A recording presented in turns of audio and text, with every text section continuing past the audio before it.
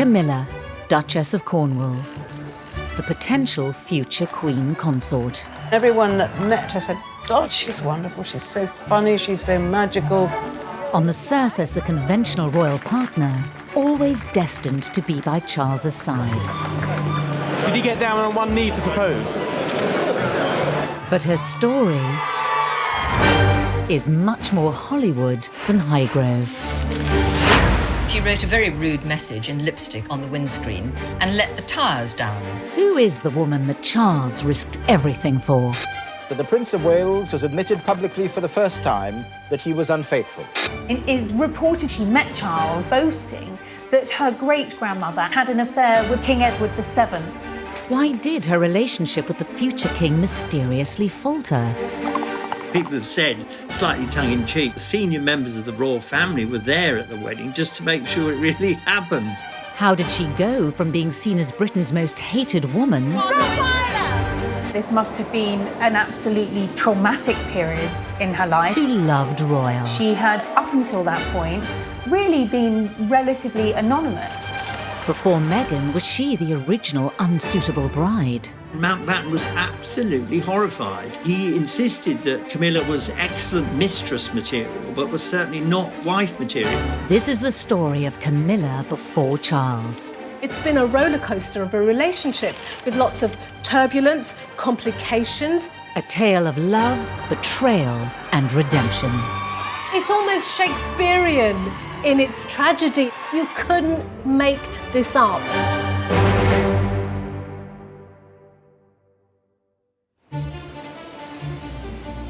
May 1989. The Aegean Sea just off the Turkish coast. A prince and his former girlfriend are sunbathing on a boat.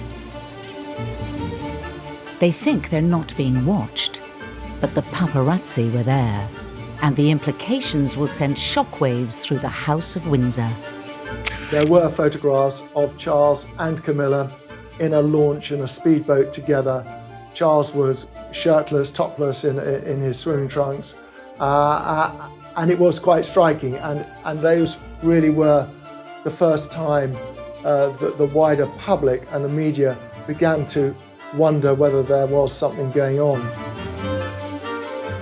Many were now asking if Charles and Camilla had rekindled their relationship. It was a rather a reckless thing to do when Charles was still a married man.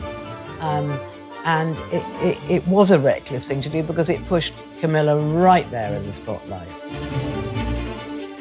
In public, Charles doesn't comment on the rumours. But a 1989 transcript of a phone conversation between the two reveals intimate details of their mutual affection.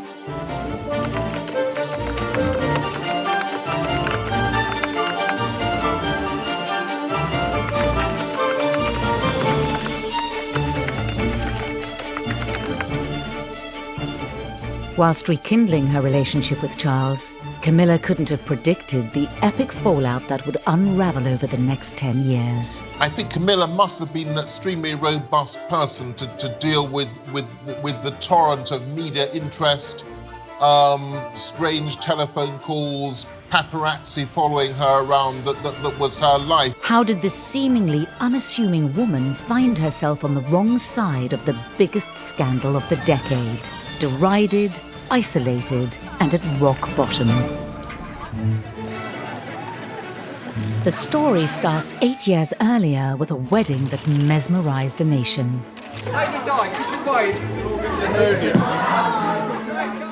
Camilla Parker Bowles at this stage was married herself, but remained a close friend to Charles. It's thought she even encouraged him that Diana was the one. In that period, Charles's life was difficult and he knew he was under pressure to find a wife, and Camilla thought she'd be perfect for Prince Charles. But before the wedding had even taken place, there were signs the prince and his future bride may not have been the perfect match it initially seemed.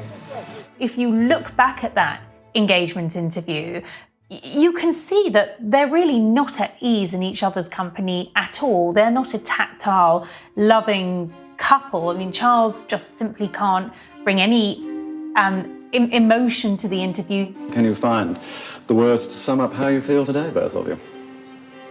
Difficult to find right sort of word, isn't it, really? Just delighted and happy. And I'm amazed that she's been brave enough to take me on. And I suppose in love. Of course. Whatever in love means. Whilst reportedly encouraging the marriage, that was as far as it went, according to some royal observers.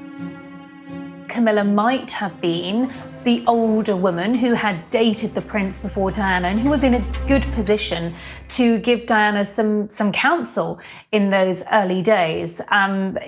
It didn't happen like that. Charles and Camilla had met 10 years earlier through a mutual friend. The first time when they met in 1971, 72, they had a brief romantic relationship. It only lasted for about 6 months. Camilla married Andrew Parker Bowles. The second phase of their relationship was when she was married to Andrew.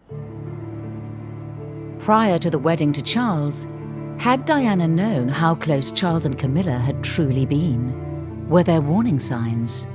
Shortly before his wedding, Charles wanted to thank a number of women who'd been very kind to him over the years of his bachelorhood, and Camilla was one of them. Diana found this bracelet that Charles had specially made for Camilla. It had the initials GF on it, and she immediately realised that this was for Camilla. And Diana was said to be aware of the nickname Charles had for Camilla. When Prince Charles was growing up, very, very popular show on the radio was The Goon Show. There were two characters in it called Gladys and Fred, who were like lovers. And these were the nicknames from very, very early on that Charles and Camilla gave each other. It really, hurt her. And she became obsessed. She became obsessed with Camilla. The wedding went ahead on the 29th of July, 1981. Watched by a global television audience of 750 million people. Probably the most flamboyant wedding anywhere in the world in the last century. I mean, an extraordinary spectacle. And in the congregation, Camilla Parker Bowles. And Diana knew that she was there. The history that Camilla had with the man that she was about to marry, and it's quite poignant, I think, that out of the thousands of people in St. Paul's, it was Camilla who Diana zoned in on. How are you enjoying married life? Highly recommend. Diana naively believed that as a result of the marriage, the mistress would fade away and we'd all live happily ever after. But of course, that never happened. And contrary to what a lot of people have said, a lot of commentators have said, Camilla didn't go away.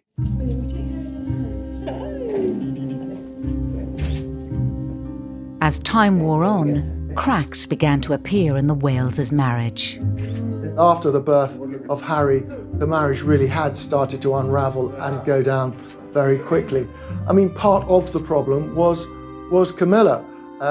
In Diana's mind, Charles had never really given her up. She was a constant presence. By the end of the 1980s, the Wales's relationship was in serious trouble. And I think Charles was so unhappy that he started, pouring his heart out more and more and more to Camilla. And then, then they rekindled their romance. 1989, Ormley Lodge, Richmond. Diana and Charles attend Camilla's sister's birthday party, and suspicion is about to turn to confrontation.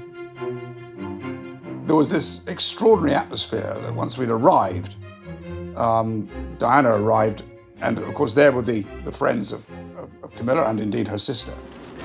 Ken Wharf was Diana's bodyguard and was there on the night.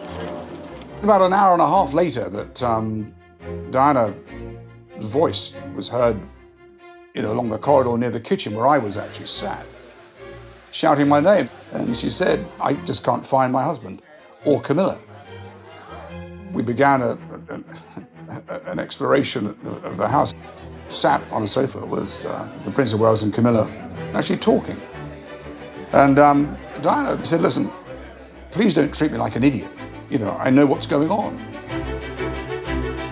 There was no attempt by Camilla to deny Diana's allegations. Diana didn't have any proof, but she had a hunch. So they, you know, and all hell was going on upstairs because everyone was saying, gosh, Diana and Camilla are having a confrontation downstairs. And Charles knew that this was, you know, this was the moment to leave. But of course, on the return journey home, nothing was said in the car. That really was the beginning of the end of the Wales' relationship. It is announced from Buckingham Palace that with regret, the Prince and Princess of Wales have decided to separate. After the separation, Charles and Camilla's relationship remained in the shadows, until Princess Diana goes on the offensive.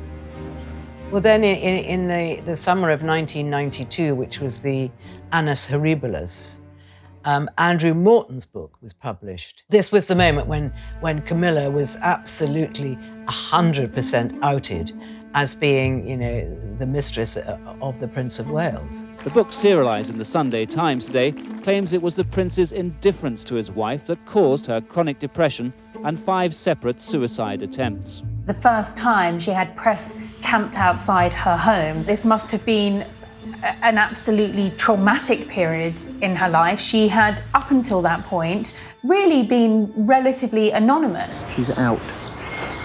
Healed.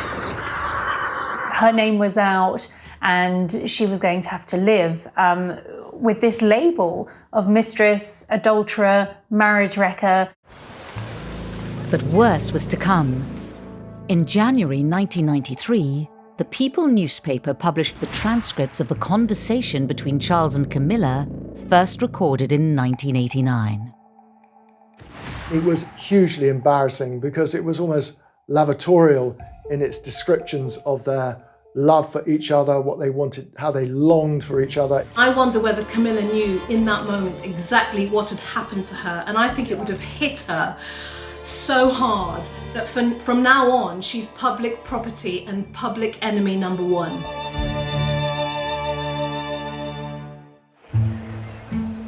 Today, the Duchess of Cornwall cuts a very conventional royal figure. It's hard to imagine how she ended up embroiled in a scandalous affair. But there are clues in her early years that reveal a very different character to the one we see now. Broderick Munro Wilson grew up with Camilla. She was slightly rebellious. I mean, she shared a room with my second wife, and of course smoking was a forbidden thing. But anyway, she was definitely smoking as a teenager. Camilla's friends all loved her. She was she was always the one at the center of everything. She was terrific fun. Boys adored her because she was funny and characterful. I mean, she wasn't a beauty, but I mean, I think she was approachable and she was very, very popular. Thank you very much for giving us this Silver Heart, but I still think you should have given one to good old Mr. Wilson. 1960s swinging London is in full flow, and 18-year-old Camilla Shand is said to dive headfirst into the party scene. She did have some jobs, like she worked at Colfax and Fowler, the decorators. She didn't last a week. One morning she overslept after a very long party, and I think she was probably rather hungover, and she arrived late and said, "Oh, I'm terribly sorry." And the boss at head Colfax and Fowler, who was a demon anyway, just absolutely tore her apart and sent her packing. And that was the end of her working career. She was famously a party girl in the mid-60s, and you know, she might go to 3 parties a night, 5 days a week. I mean, she was extraordinary. She absolutely loved partying. And this fun-loving, vivacious Camilla catches the eye of many of her peers. She was not without her admirers, let me tell you, because you know, she looked very nice. She was always beautifully turned out, and she had a personality. You know, she had things to say for herself. She was talkative. I mean, if you sat next to her at a dinner party, you were delighted because you knew you'd have a good conversation. But this young, carefree period of her life doesn't go unnoticed years later. Camilla had had a past, and at times quite a raucous past. She was known, particularly in palace circles, for being a party girl.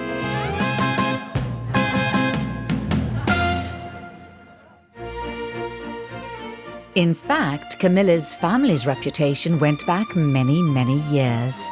And it is reported to have broken the ice when she met Charles by almost boasting that her great-grandmother, Alice Keppel, had had an affair with another heir apparent, King Edward VII. So she was aware of that royal connection. It shows what an extraordinary family they were. Alice Keppel wasn't a sort of dark, embarrassing secret. The fact that she'd been mistress to a king, this was something the whole family admired. It's not surprising that Camilla's great-grandmother was able to move in royal circles, and for the alleged affair to have taken place. Her family have been on the fringes of the aristocracy for generations. Born Camilla Shand in 1947, she had a textbook childhood of privilege, growing up in rural Sussex. She had a very happy childhood. She was the eldest of three, the firstborn, and then she had a younger sister, Annabel, and then their brother, Mark. Her father, Major Bruce Shand, was a real military hero. He was actually given the Military Cross twice, which is the most astonishing thing, a very, very gallant officer. Her mother was from a very, very wealthy family called the Cubitt family. The Cubitts in the 19th century had built much of central London. She lived about 15 miles from me. And the great thing is that we were all in the pony club. Everybody had a pony, everybody rode, everybody hunted. We used to have little mini dances which would start at about 8 o'clock and go on to 12, where you dance for 2 hours, have a sort of buffet dinner, and then dance for another 2 hours, and then somebody would come and the chauffeur or somebody would pick you up at 12 o'clock. That was Sussex society. As the daughter from a traditional upper-class family, Camilla followed the well-trodden path set out for her. Coming from the family that she did, an aristocratic family, her father, Major Bruce Shand, very much respected military man. Yes, in many ways, Camilla's life was mapped out. It was never going to be overcomplicated. Camilla attended Queensgate School in London, a very prestigious school. She was known as Miller. She was known for being pretty posh, but also good fun, and at heart, a tomboy who was definitely happier on a horse than in the classroom. She went off to a finishing school, 9 months in Switzerland, on the shores of Lake Geneva, where she learned to ski and perfected her French, but not much else.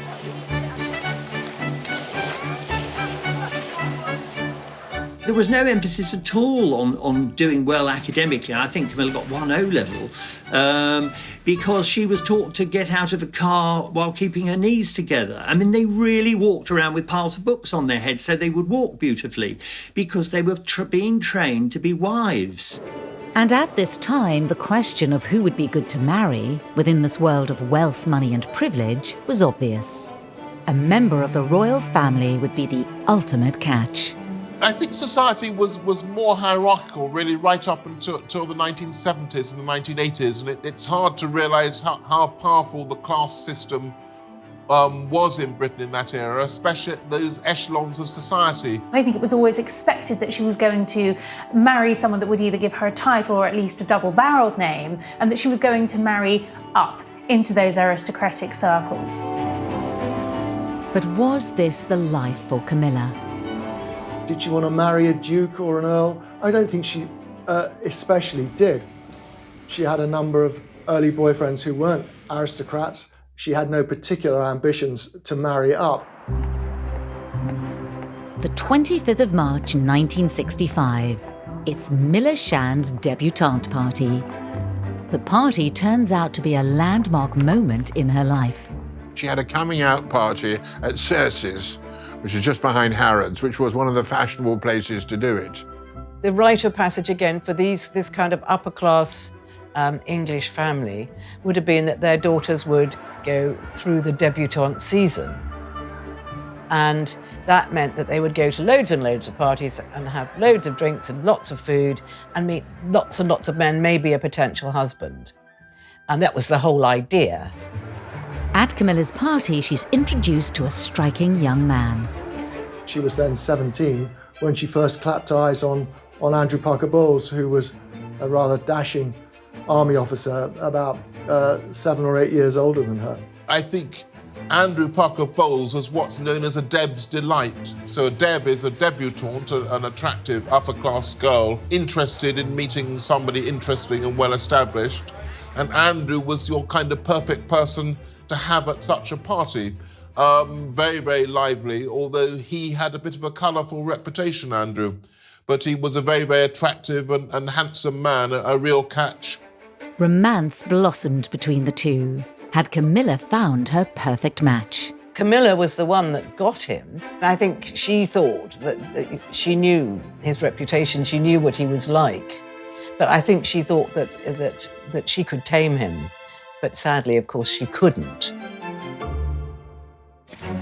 By 1970, there are rumours Andrew Parker Bowles had begun to date Princess Anne, as his relationship with Camilla's Shand faltered.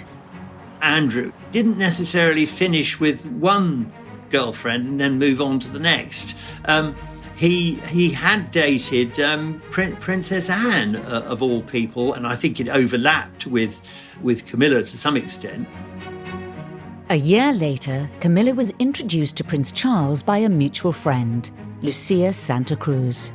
Lucia knew exactly what the situation was with Andrew Parker Bowles and Camilla, and she didn't think her friend was being treated properly. So she decided that it would be a good idea to introduce Camilla to Charles. Andrew Parker Bowles was often away on army tours. They took him all over the world, to Northern Ireland, of course, at that time, too. And in 1972, Charles was on terra firma. He had by then been spending time in the Navy, but he was doing a long posting in the UK. That with Andrew away, it sort of cleared the way for the two of them to spend a lot of time together. I think what attracted Charles to Camilla was the fact that she was not overawed by him at all. The fact that she was going out with the Prince of Wales, you know, he could have been Joe Bloggs. She didn't care. He loved the fact that Camilla was fun and could be a bit frivolous and carefree. She was very different to the other debutantes on the scene at the time, and certainly some of the women that Charles had been linked with. And she was something of a breath of fresh air. During 1972, the relationship is said to have blossomed. Camilla went down to Broadlands on several occasions during those 6 months and had lovely weekends with Charles there. They were both very horsey. They both, they had a lot in common, Charles and Camilla. But some commentators say their relationship came under scrutiny by senior members of the royal family, including his mentor and one of the closest people to him, his great-uncle, Lord Mountbatten. Charles had discussed the possibility of turning this intense relationship with Camilla into marriage, and Mountbatten was absolutely horrified. He insisted that Camilla was excellent mistress material, but was certainly not wife material, that it was impossible. Why would Camilla Shand, an educated woman from a privileged family who moved in the right circles, be deemed unsuitable for the future king? Mountbatten, his view was that whoever he married, if they weren't royalty themselves, then they should be of very noble birth, and however well-born Camilla was, she wasn't a member of the aristocracy. But the bigger problem was that everyone from Mountbatten up to the Queen was terrified that she had a past. She had too many pasts. It looks odd, 40 years on, to think that he could only marry somebody without a past, which again seems rather anachronistic now, but it was thought that he had to marry a young woman who as it were, was completely pure, almost virginal. It was really the palace who made sure that this sort of fledgling 6-month blossoming romance never really got off the ground. Charles was very deliberately sent off to the West Indies with the Royal Navy, where he was posted for 8 months. In the month that he's been with Minerva in the Caribbean, he several times visited the Bahamas Islands. But this was the first time he'd made an official visit. Could there have been another explanation as to why the relationship didn't work out? Let's go. At this time, Charles was said to be an unsure figure himself. Did he simply not take his chance and propose? Charles never told Camilla how he felt. I'm sure she was aware of how he felt when they were together for those 6 months, but he never expressed it. He certainly never discussed marriage with her. Whatever the truth, the fact was Charles was now over 4,000 miles away, and 3 months later he receives a letter that will turn his world upside down. He was on a long tour of the Caribbean islands when he received a letter from Camilla that she was and had accepted Andrew Parker Bowles's proposal of marriage, and that they were going to marry that summer. He was absolutely devastated, heartbroken. He realised quite literally that he had missed the boat with Camilla, and he wrote to say how regretful and how sorry he was at the demise of what he called a peaceful and happy relationship, which I think indicates quite clearly that he did have something special with Camilla. He had something with her that he didn't have with anyone else. With their romance seemingly over, Camilla fell back into the arms of Andrew Parker Bowles, and the start of a journey into years of a complicated and unfaithful marriage. I don't think Camilla quite realised the depth of Prince Charles's feelings for her. I think she thought, he's too young for me, he can't marry me, I need to get on with my life. And anyhow, I'm in love with Andrew Parker Bowles, and that's the man I want, and that was the man she got. And the difference between the two couldn't be more striking. You've known Prince Charles for a very long time, haven't you? What sort of person is he? Well, you know as well as I do. Everyone knows he's a marvellous leader and a marvellous man. I've heard the quote that Camilla said that however much she admired and felt love for Charles, is it possible to love two men? I think the answer for her would have been yes, Camilla, it is, because Charles and Andrew were so different. Andrew found it difficult, certainly at that stage, to live without her. She was similar to him, similar interests, very exciting, a brilliant conversationalist. And she loved him with a sort of, an intense passion. I always feel rather rotten saying this, that Charles wasn't very sexy. Andrew was a very, very promising guards officer. Some people thought he was a bit of a name dropper, a bit of a snob, but he always struck me as absolutely charming. I think that what Camilla wanted, a lifelong commitment from somebody, and a career officer who in some ways was in the image of her father, seemed perfect at the time. Whilst Andrew might have been more alluring than Charles, Camilla had to contend with his party boy reputation. He had a string of girls who were all, very happy to be in his stable, if you like. She knew his reputation, she knew what he was like, but I think she thought that she could tame him. I was certainly witness to the fact that Andrew Parker Bowles was a popular boy, and no doubt about it, virtually everybody at some stage or other was joined at the hip with Andrew Parker Bowles. There was one occasion before they were married when she was walking home one night and she saw Andrew's car parked outside one of her friend's flats and knew exactly why it was there. And so she wrote a very rude message in lipstick on the windscreen and let the tyres down. So she wasn't a complete doormat. Despite any concerns, on the 15th of March 1973, it was announced in the Times Camilla and Andrew were engaged to be married. I think he was forced into the proposal because he was very aware that Camilla was seeing Prince Charles. And I think he genuinely feared that if he didn't pull his finger out and make an honest woman of Camilla, he might actually lose her. He wanted Camilla to be the mother of his children. He could see a future with her. News reaches Charles over 4,000 miles away that Camilla is engaged. According to insiders, he took drastic action and fired off several letters. He wrote to Camilla and pleaded with her to reconsider, but I think by this point it was just too late. She was, I think, his first real love.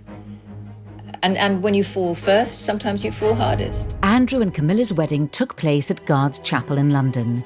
It was dubbed the society event of the year. There were members of the royal family there. The Queen was there, the Queen Mother, Princess Margaret and Princess Anne. People have said, slightly tongue-in-cheek, that the senior members of the royal family were there at the wedding just to make sure it really happened. There was this enormous relief in royal circles. This Camilla problem had now gone away for good. It was a very glamorous occasion. Of course, the one figure who wasn't there was the Prince of Wales. He was on his ship, and he wouldn't have gone anyway because it would have been very hurtful for him to see the woman that he still loved being married to somebody else. Camilla and Andrew went on to have 2 children, Tom and Laura. Despite their history, Charles remained close to the young family. They managed to include Charles even in that intimate part of their lives by making him a godfather to Tom. Their lives were intertwined, particularly through polo and other social occasions.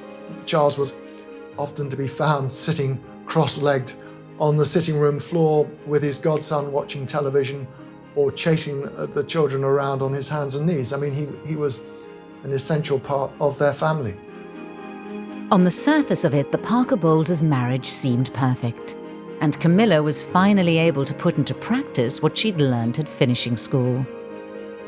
When you meet Camilla, she seems a very, very warm and maternal person. She enjoyed decorating the houses and making them homely, filling them with books, lovely fabrics, not always the most tidy house.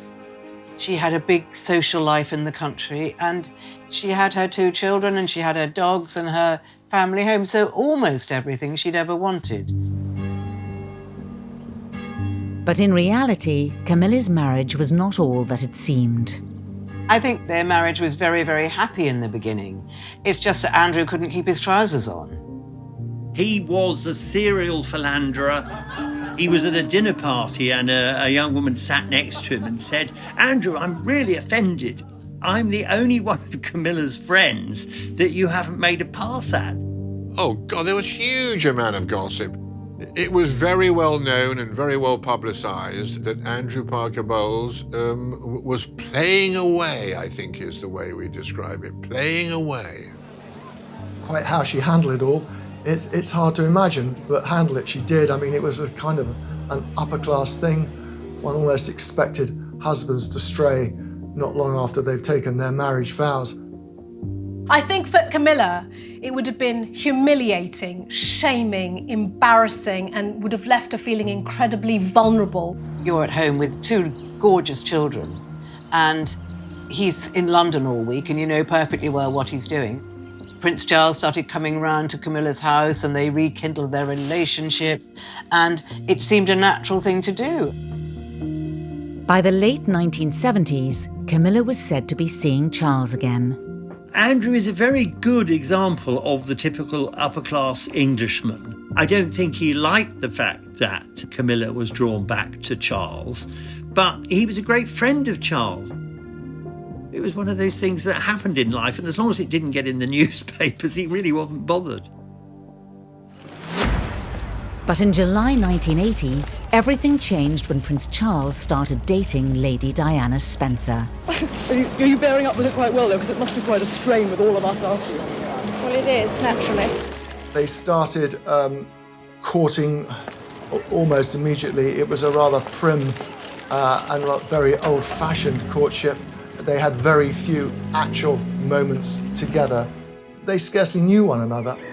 However, around 6 months later, it was announced they were engaged. 11 a.m., Buckingham Palace. The beginning of a day to remember. The long-awaited, much-written-about engagement had happened. Oh, he's getting on a bit, innit? About time we got married. And this was the first chance to see the ring of sapphires and diamonds. I believe the relationship between Charles and Camilla continued right up to 1981. I've spoken to people who confirm this, that I don't know how to put this delicately, but Camilla and Charles had a sort of, they had a last night together in the week before the royal wedding in 1981. It was a sort of, a farewell tryst. It's reported Prince Charles has denied these claims. And forsaking all other, keep thee only unto her, so long as you both shall live. I will. Camilla stepped back and their romance, the physical side of their attachment ended, and he was faithful, at least to start with, to Lady Diana. By the mid-80s, Charles and Diana's relationship was on the rocks. Friends of Charles were convinced that he was actually close to cracking up. He couldn't make his wife happy. They fought terribly. On the surface, all seemed well, of course. In public, they were a great double act. It wasn't long before Charles and Camilla's love affair was said to be reignited.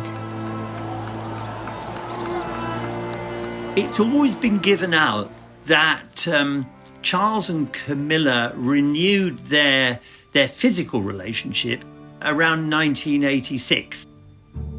I think they were together in the physical sense and every other sense well before 1986. Come 1993, it all starts to unravel. The Prince of Wales has admitted publicly for the first time that he was unfaithful.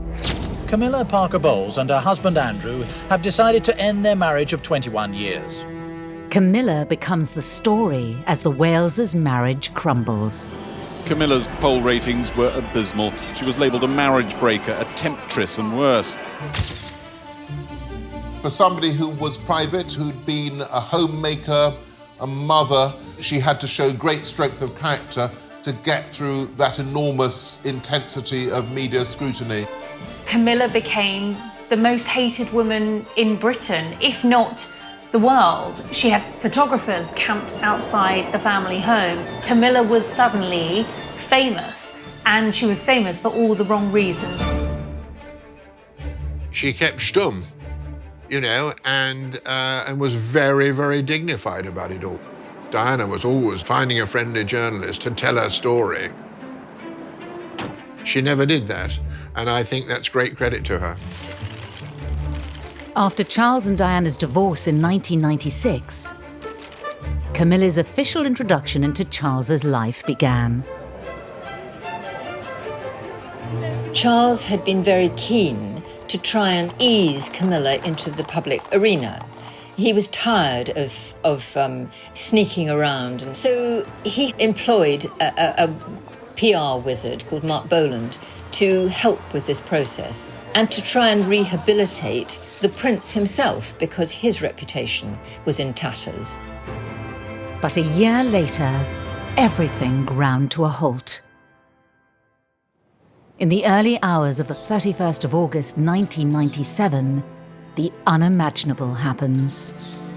The Press Association announced with a news flash at 4:41, that's just a few minutes ago, that Diana, Princess of Wales, has died.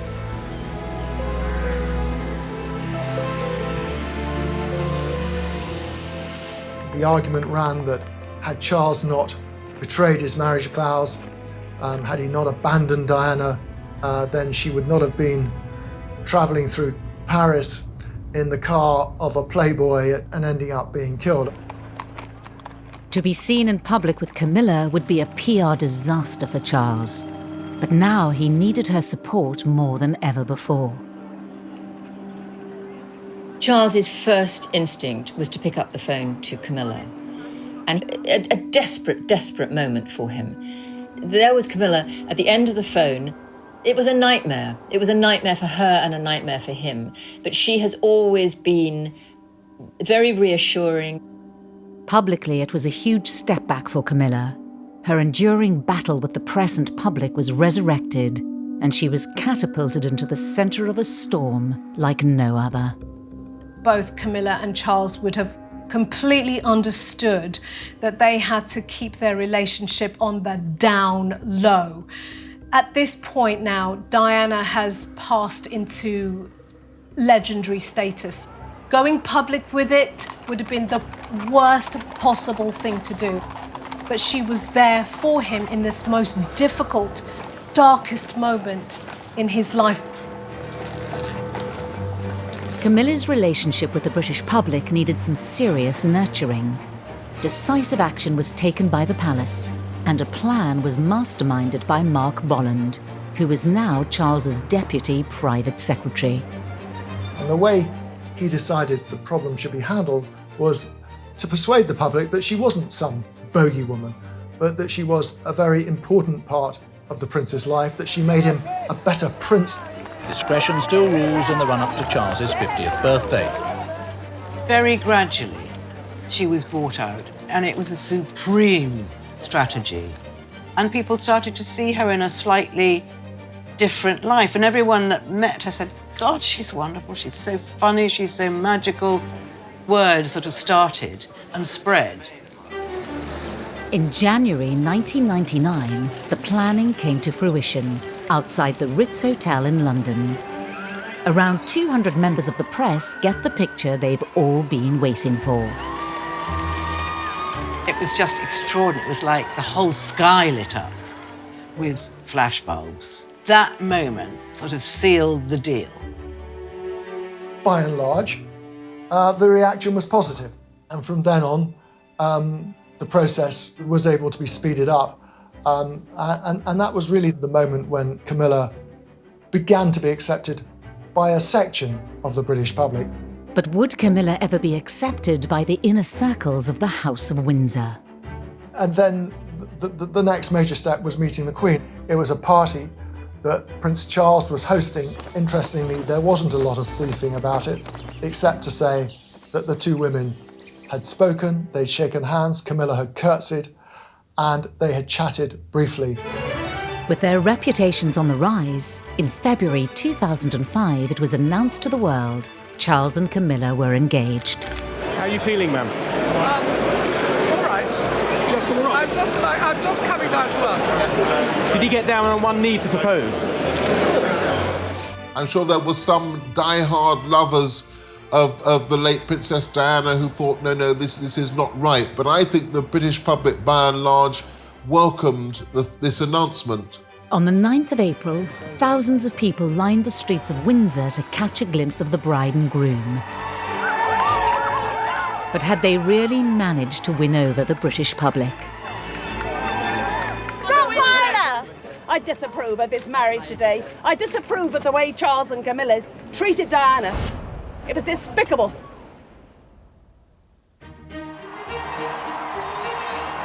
Camilla arrived not knowing whether people were going to be standing there throwing rotten eggs at her. And she was terrified. I was there that day, thousands of people there who were just cheering for them, who were so happy for them. It was a really great day. The civil ceremony was followed by a blessing at St. George's Chapel, which was broadcast to a TV audience of millions. After almost 35 years, Camilla had finally married her prince. To Charles and Camilla, our future king and queen, may God bless you both. I remember covering that royal wedding in 2005 and thinking, this is historic, this is momentous, this is Charles, a divorced future king, marrying a divorcee, something that I don't think anyone really ever expected to happen. I think people thought, well, these people have been in love perhaps for 35 years. Do they not deserve a bit of happiness? The Queen hosted a reception for the newlyweds at Windsor Castle and gave a speech that cemented Camilla's place in the royal family. When the Queen gave that speech at their wedding party, where she said, "My son is home and dry with the woman he loves," that really was the welcoming of Camilla into the royal family. And if the Queen was able to forgive and forget, then the rest of the British public could do that too. We could give Camilla a chance. Camilla was portrayed as one of the most hated women in Britain, but she was now the Duchess of Cornwall and wife of the future king. Camilla's life changed forever when she fell for a young Prince Charles. She's endured decades of secret scandals and struggles. Her reputation was left in tatters. The road to redemption has been a long one, but today their popularity and love is stronger than ever. We've seen her take her role as a consort to the future king very, very seriously. Her rehabilitation is complete, and I think she has proved that she is a real asset to the royal family and for the nation.